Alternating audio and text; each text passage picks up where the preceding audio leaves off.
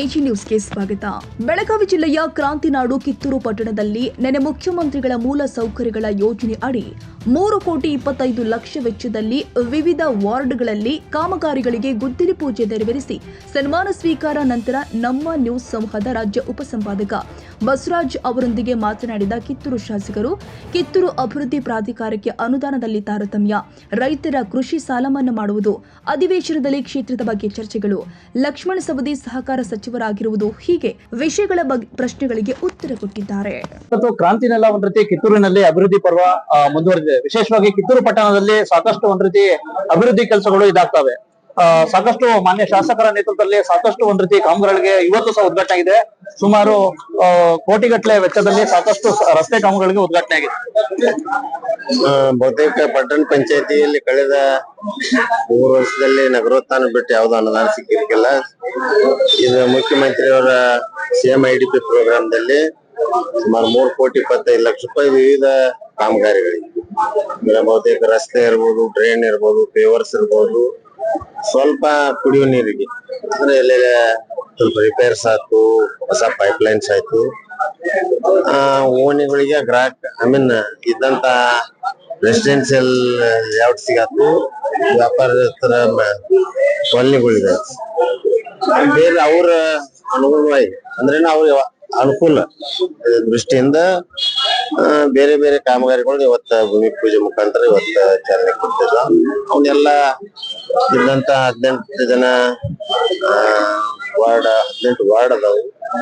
Councillors ಗಳ ಬೇಡಿಕೆ ಅನುಗುಣವಾಗಿ ಫುಲ್ಫಿಲ್ ಬಹುತೇಕ ಎಲ್ಲ ಆಗಕ್ಕಿಲ್ಲ, ಬಟ್ ಇದ್ದಂತ ಅದ್ರಾಗ ಎಲ್ಲರಿಗೂ ಡಿಸ್ಟ್ರಿಬ್ಯೂಟ್ ಮಾಡಿ ಕೊಡುವಂತ ಕೆಲಸ ಮಾಡಿದೆವು. ಭೂಮಿ ಪೂಜೆ ಕಾರ್ಯಕ್ರಮ ಕಿತ್ತೂರು ನಾಡಿನ ಸಾಕಷ್ಟು ಅಭಿಮಾನಿಗಳು ಇದು ಹೇಳ್ತಾವ್ ಸರ್. ಮೊದ್ಲಿಂದನೂ ಸಹ ಒಂದ್ ರೀತಿ ಕಿತ್ತೂರು ಅಭಿವೃದ್ಧಿ ಪ್ರಾಧಿಕಾರ ಮತ್ತೆ ಸಂಗೊಳ್ಳಿ ರಾಯಣ್ಣ ಅಭಿವೃದ್ಧಿ ಪ್ರಾಧಿಕಾರ ಸಾಕಷ್ಟು ತಾರತಮ್ಯ ಆಗ್ತಾ ಇದೆ ಅಂತ ಹೇಳ್ತಾವ್ರೆ. ಇಂಥ ಸಂದರ್ಭದಲ್ಲಿ ತಾವು ಸಹ ಕಿತ್ತೂರು ಶಾಸಕರು, ಏನೋ ನಿಮ್ ಪ್ರಕಾರ ತಾರತಮ್ಯ ಇದೆ ಸರ್? ತಾರತಮ್ಯ ಅನ್ನೋಕ್ಕಿಂತ ಸಂಗೊಳ್ಳಿಗೆ ಎಕ್ಸೆಪ್ಟ್ ಅದೊಂದು ನಮ್ಮ ರೆಸಿಡೆನ್ಸಿಯಲ್ ಸ್ಕೂಲ್ ಹತ್ರ ರಾಕ್ ಗಾರ್ಡನ್ ಬಿಟ್ರೆ ಅಂತದೇನ ಇದಾಗಿಲ್ಲ. ಬೇಸಿಕಲಿ ಮಾಡ್ಬೇಕಾಗಿತ್ತು, ಯಾರ್ಯಾರ ಹಂತದಾಗ ಏನೇನ್ ಆಗ್ಬೇಕಾಗಿಲ್ಲ ಹಾಕೊಂಡ್ ಹೋಗ್ತಿರ್ತಾವ. ಅದೇ ರೀತಿ ಚೆನ್ನಮ್ಮಗೂ ಆಗ್ಬೇಕು. ಮತ್ತೆ ಈ ಸಲ ನಮ್ಮ ಈ ಕಳೆದ 3 ವರ್ಷ ಸುಮಾರು ಒಂದ್ 50 ಕೋಟಿ ಆಜುಬಾಜು ನಮಗೂ ಕೂಡ ಸಿಕ್ಕಿದೆ ಯಾವ್ದು ಅನುದಾನ. ಬಹುತೇಕ ಎಲ್ಲಾ ಕೋಟೆ ರಿಪೇರಿ ಮಾಡುವಂತ ಕೆಲಸ ಮುಗ್ದೈತಿ. ಅರಮನೆಗೆ ನೆಲ ಹಾಸಿಗೆ ಹಾಕುವಂತದಾಗೈತಿ. ಒಳಗ ಹನುಮಂತಿಯವ್ರ ಗುಡಿ ಯಾವ ಜೀರ್ಣೋದ್ಧಾರ ಮಾಡುದು. ಈ ಥೀಮ್ ಪಾರ್ಕ್ ಕೂಡ ಟೆಂಡರ್ ಮುಗಿದೈತಿ. ಅದು ಕೂಡ 30 ಕೋಟಿಯಲ್ಲಿ ಬಹುತೇಕ ಶೀಘ್ರದಲ್ಲಿ ಅದನ್ನ ಭೂಮಿ ಪೂಜೆ ಮಾಡುವಂತದನ್ನು ಮಾಡ್ತದೆ. ಹೆಚ್ಚಿನ ಏನಾದ್ರು ತಾರತಮ್ಯ, ಸಾಕಷ್ಟು ತಾರತಮ್ಯ ಐತೆ ಅಂತ ಹೇಳ್ತಾವ್ ಸರ್. ಇನ್ನ ಹೆಚ್ಚಿನ ಆಗ್ರಹ ಏನೋ ಬೇಕಾ? ಡೆಫಿನೆಟ್ಲಿ ನೋಡ್ರಿ, ಒಂದೊಂದ್ ಐತಿಹಾಸಿಕ ಸ್ಥಳಗಳಲ್ಲಿ ಕುಂತಿದ್ದೆವು. ಅನುದಾನ ಎಷ್ಟು ಕೊಟ್ರು ಕಮ್ಮಿನೇ. ನಮಗ ತಾರತಮ್ಯ ಅನ್ನೋಕ್ಕಿಂತ ನಮಗ ಏನ್ ಕೊಟ್ಟಿದ್ದಾರೆ ಇನ್ನೂ ಸಾಕಾಗಿಲ್ಲ. ನಮ್ಮ ಕಿತ್ತೂರು ಚೆನ್ನಮ್ಮಾಜಿಯ ಬೇಡ ವಿಶೇಷಗಳನ್ನ ಅವನ್ನೆಲ್ಲ ರಿಪೇರಿ ಮಾಡಿ ಮುಂದಿನ ಪೀಳಿಗೆಗೆ ತೋರಿಸುವಂತ ಮಟ್ಟದಲ್ಲಿ ಅವ್ನ ಇಡಬೇಕಾಗ್ತದೆ. ಅದಕ್ಕೆ ಮತ್ತಷ್ಟು ಬೇಡಿಕೆ ಕೂಡ ಇಟ್ಟಿದ್ದೇನೆ. ಈಗ ಆಲ್ರೆಡಿ ಮತ್ತೊಂದು ಪ್ರಾಜೆಕ್ಟ್ ರಿಪೋರ್ಟ್ ಮಾಡಿ ಈಗ ಆಲ್ರೆಡಿ CM ಅವ್ರು ತೋರಿಸಿದ್ದೀನಿ. ಈ ವಾರದಲ್ಲಿ ನಾವು ಟೈಮ್ ಕೊಟ್ಟಿದ್ದಾರೆ, ಅದನ್ನ TN ಮಾಡ್ಬೇಕಂತ, ಏನಿಲ್ಲ ತೋರಿಸಂತ ತೋರಿಸಿ ಅದಕ್ಕೂ ಕೂಡ ಅನುದಾನ ತಗೊಂಡ್ಬರುವಲ್ಲಿ ಬಹುತೇಕ ಸಫಲ ಆಗ್ತಾನೆ. ನಿಮ್ ಜಿಲ್ಲೆಯವರೇ ಒಂದ್ ರೀತಿ ಸಹಕಾರ ಸಚಿವರಾಗಿ ಲಕ್ಷ್ಮಣ ಸವದಿ ಅವರು ವಿಶೇಷವಾಗಿ ಏನ್ ನಿರೀಕ್ಷೆ ಮಾಡ್ತೀರಾ ಸಹಕಾರ ಫೀಲ್ಡ್? ಡೆಫಿನೆಟ್ಲಿ ಅಲ್ಲಿ ಅವ್ರಿಗೂ ಸಾಕಷ್ಟು ಅನುಭವ ಉಳ್ಳಂತ ಅದಾರ. ನಮ್ಮ ಕ್ಷೇತ್ರಕ್ಕೆ ಅವ್ರ ಕಡೆ ಏನ್ ಬೇಕಾದಂತ ತಗೊಳ್ಳುವಂತ ಕೆಲಸ ಮಾಡ್ತಾರೆ. ಇನ್ನೊಂದು ಒತ್ತಾಯ ಇದೆ, ಸಾಕಷ್ಟು ಒಂದ್ ರೀತಿ ಕೃಷಿ ಸಾಲ ಮನ್ನಾ ಮಾಡಿ ರೈತರಿಗೆ ಅಂತ ಹೇಳ್ಬಿಟ್ಟು ಒಂದು ಸಾಕಷ್ಟು ಆಗ್ರಹ ಇದೆ. ಸಾಕಷ್ಟು ಅಭಿಪ್ರಾಯ ವ್ಯಕ್ತ ಆಗ್ತವೆ. ಹಾಗಾಗಿ ನಿಮ್ದೇನು ಅಭಿಮತ? ಕೃಷಿ ಸಾಲ ಡೆಫಿನೆಟ್ಲಿ ನಾವು ಯಾವತ್ತಿದ್ರು ರೈತರ ಪರವಾಗಿರ್ಬೇಕು. ಸರ್ಕಾರ ಮತ್ತು ರೈತರಿಗೆ ಏನ್ ಬೇಕಾಗ್ತೈತೆ ಅದನ್ನ ನೋಡ್ಬೇಕಾಗ್ತೈತಿ. ಯಾಕಂದ್ರೆ ಇದೆಲ್ಲ ಸರ್ಕಾರದ ಮಟ್ಟದಲ್ಲಿ ಡಿಸೈಡ್ ಆಗುವಂತ ವಿಚಾರಗಳು ಇವು. ನೋಡ್ರಿ, ಬರಗಾಲ ಇದ್ದಂತ ಪರಿಸ್ಥಿತಿಯಲ್ಲಿ ಅದ್ ಮಾಡ್ಬೇಕು. ನಮ್ಮಲ್ಲಿ ಅಂತದೇನಿಲ್ಲ ಇವತ್ತಿನ ಮಟ್ಟಿಗೆ. ಬಹುತೇಕ ಈ ಶವರ್ಸ್ ಆದ್ರೆ ದಾಟ್ತು ಅಂದ್ರೆ ಮತ್ ಸ್ವಲ್ಪ ಬೆಳೆ ಕುಂಠಿತ ಆಗಿತ್ತು. ಡೆಫಿನೆಟ್ಲಿ ಅದ್ರ ಬಗ್ಗೆ ಏನ್ ಎರಡು ಮಾತಿಲ್ಲ. ಯಾವಾಗಿದ್ರು ರೈತರ ಬಾಳೆ ಅಂತಂದ್ರ ಒಂದಿಲ್ಲ ಒಂದ್ ರೀತಿಯಿಂದ ಇಫ್ ನಾಟ್ ಬರ ಇಲ್ದ್ರು ಒಂದ್ ಯಾವ್ದೋ ಕೀಟ ಬರ್ತೈತಿ, ಮತ್ತೊಂದ್ ರೋಗ ಬರ್ತೈತಿ, ಮತ್ತೊಂದ್ ಯಾವ್ದೋ ಬಹಳ ರೀಸನ್ಸ್ ಬರ್ತಾವ. ಇವು ಕೂಡ ನಾವು ನಮ್ಮ ಮುಖಂಡರಿಗೆ ಆತು ಇದಕ್ಕಾತು ಯಾವ್ದಾದ್ರ ರೀತಿಯಿಂದ ರೈತರಿಗೆ ಸಹಾಯ ಮಾಡಕ್ ಬರ್ಬೇಕು ಮುಂದನ್ನುವಂತದನ್ನ ವಿಚಾರವನ್ನು ವ್ಯಕ್ತಪಡಿಸಿದ್ದೇವೆ ಈಗಾಗಲೇ, ಮುಂದೂ ಕೂಡ ವ್ಯಕ್ತಪಡಿಸ್ತೇವೆ.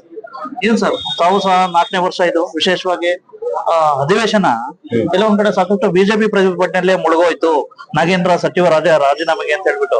ಏನ್ ಸರ್ ಇನ್ನು ರಾಜೀನಾಮೆಗೆ ಸಿಕ್ಕಾಪಟ್ಟೆ ಹೋರಾಟಗಳು ನಡೀತಾವೆ. ಹಿಂದೆಡಿದ ಅದ್ ನೋಡ ಅವ್ರ ಹಕ್ ಐತಿ, ರಾಜೀನಾಮೆ ಎಲ್ಲಿ ಅದ್ ಕೊಡಕ್ ಆಗ್ರಹ ಮಾಡ್ಲಿ, ತಪ್ಪಿಲ್ಲ. ಅದ ನಮ್ಮ ಸರ್ಕಾರ ಅದನ್ನ ಯಾವ ಮಟ್ಟಿನಲ್ಲಿ ಅದನ್ನ ನಾವು ಪ್ರಿಟೆಂಡ್ ಮಾಡ್ಬೇಕು, ಏನ್ ಮಾಡ್ಬೇಕು ಅಂತ ಹೇಳ್ತೀವಿ. ಬಟ್ ಒಳಗ ಸಾಕಷ್ಟು ಹೇಳಿರಿ ನೀವು, ರೈತರ ಇದನ್ನ ಮಾಡ್ಬೇಕು ಅಂತ, ಯಾವ ಮ್ಯಾಟರ್ ಮೇಲೆ ಮಾಡ್ಬೇಕು, ಬರಗಾಲ ಬಿದ್ದಂತ ನಮ್ಗಿಂತ ಸ್ವಲ್ಪ ಒಂದ್ 15 ಕಿಲೋಮೀಟರ್ ಮುಂದೆ ಹೋಗ್ಬಿಟ್ರೆ ಬಹಳ ಕಷ್ಟ ಅದ. ಅದ್ರ ಬಗ್ಗೆ ಚರ್ಚೆ ಆಗ್ಬೇಕು, ಅದ್ರ ಮುಖಾಂತರ ಸರ್ಕಾರದ ಗಮನ ಸೆಳೆಯುವಂತ ಕೆಲಸ, ಅದಕ್ಕೆ ಟೈಮ್ ವಿನಿಯೋಗ ಮಾಡಿದ್ರೆ ಒಳ್ಳೇದು. ನಾವು ಕೂಡ ಅದ್ರ ಬಗ್ಗೆ ಅವ್ರಿಗೆ ತೀವ್ರವಾಗಿ ಖಂಡಿಸಿದೀವಿ. ಅದ್ರ ಬಗ್ಗೆ ಅಲ್ಲೇ ಅಂದ್ರೆ ಆ ಟೈಮ್ ಅನ್ನ ಸುಮಾರು ಅದು ವೇಸ್ಟ್ ಮಾಡೋಕ್ಕಿಂತ ಇಂಥವ್ ವಿನಿಯೋಗ ಮಾಡೋದು. ಅಧಿವೇಶನ ಸುಸೂತ್ರವಾಗಿ ಆಗ್ಬೇಕು, ಡೆಫಿನೆಟ್ಲಿ ಆಗ್ಬೇಕು. ಆದ್ರೆ ಏನಾರ ಆಗ್ತಾವ್, ಮತ್ತೆ ಆಗದಿದ್ರೆ ಬರೀ ಕಾಲಾಟೆ ಮಾಡ್ಕೊಂತ ಹೋಗುದ್ರಾಗ ಆಗ್ತದೆ. ಇಷ್ಟು ಒಟ್ಟಾಶಕರಿಗೆ ಗೊತ್ತಿಲ್ಲ ಮನೆ ಗೌರವಿತ ಶಾಸಕರಾಗಿದ್ದಂತ ಶ್ರೀ ಬಾಬಾ ಸಾಹೇಬ್ ಪಾಟೀಲ್ ಅವರ ಅಭಿಪ್ರಾಯ. ನಮಸ್ಕಾರ.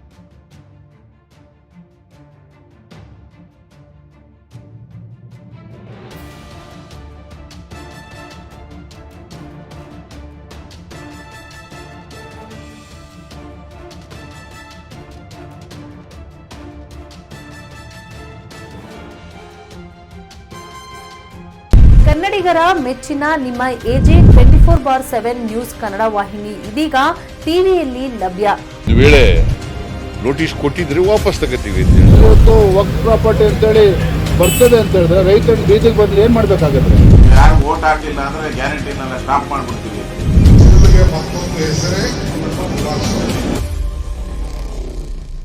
ಕರ್ನಾಟಕ ಮತ್ತು ದೇಶ ವಿದೇಶ 360 ಡಿಗ್ರಿ ಸುದ್ದಿ ಹಾಗೂ ಉತ್ತರ ಕರ್ನಾಟಕ, ಬೆಳಗಾವಿ, ಬಾಗಲಕೋಟೆ, ಧಾರವಾಡ, ಹಾವೇರಿ, ಗದಗ, ಬಿಜಾಪುರ ಜಿಲ್ಲೆಯ ಕ್ಷಣ ಕ್ಷಣದ ವಿವರವನ್ನ ಪಡೆಯುವುದಕ್ಕೆ AJ 24/7 ನ್ಯೂಸ್ ಕನ್ನಡ ವಾಹಿನಿಯನ್ನ ಲೈಕ್ ಮಾಡಿ, ವಿಡಿಯೋಗಳನ್ನ ಶೇರ್ ಮಾಡಿ, ಕಮೆಂಟ್ ಮಾಡುವ ಮೂಲಕ ನಮ್ಮ ವಾಹಿನಿಗೆ ಸಹಕಾರ ನೀಡಿ ಮತ್ತು ಚಾನೆಲ್ ಅನ್ನ ಸಬ್ಸ್ಕ್ರೈಬ್ ಮಾಡಿ. ಧನ್ಯವಾದಗಳು.